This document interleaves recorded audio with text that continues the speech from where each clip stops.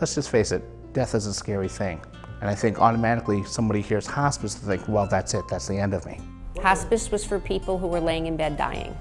It is rather amazing to me that after all these years in hospices all over the country now, that a lot of people still equate the word hospice with people in black cloaks and we're not going to treat you anymore.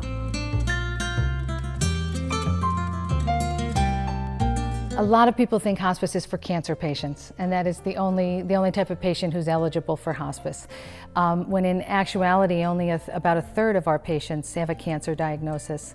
Another third have end-stage cardiovascular disease and pulmonary disease, respiratory disease, and another third have terminal and end-stage dementia, Alzheimer's disease, Parkinson's, those sorts of neurological disorders. They thought hospice was just for the last couple days of life. They thought hospice was just for patients with cancer. They thought they had to go someplace to be on hospice. They didn't know they could stay at home. They thought they couldn't see their doctor anymore. And we're pleased to find out that's not the case.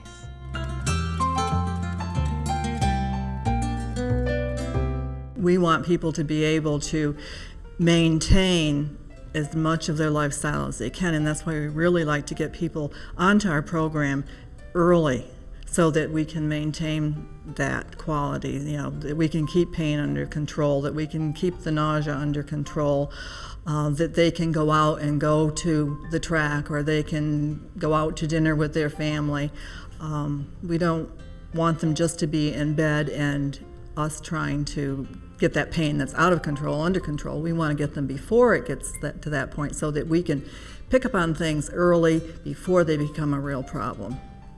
Hospice doesn't mean that the patient will soon die, nor is it only for patients with cancer. And a patient does not have to be bedridden before hospice care is provided.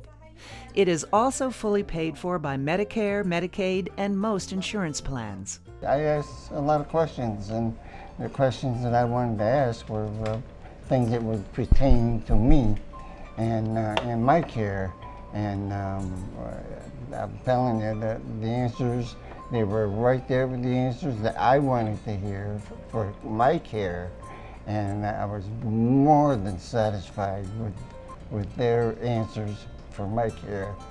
They wanted to do the best. And I appreciated it.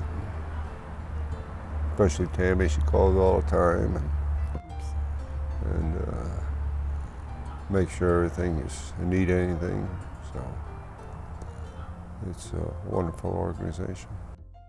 What I like about what they have done is they've improved the quality of her life by helping her through decisions that need to be made.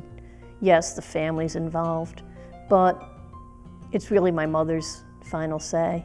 You know, it's her life, and they are wonderful at explaining options. They have been wonderful in standing up for her on a couple of occasions when we've needed that. They've been wonderful advocates. They don't realize that we're trying to focus on living and focus on the positive things. Make the best of what time they have left. We never know how much time any of us have, and so we try to focus on the good time and what they do have.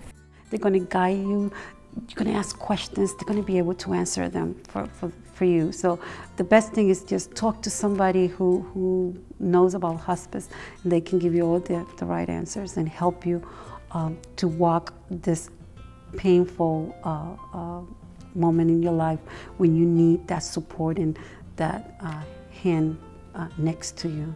That would be the best thing that anybody can do. Just call hospice, somebody be there for you.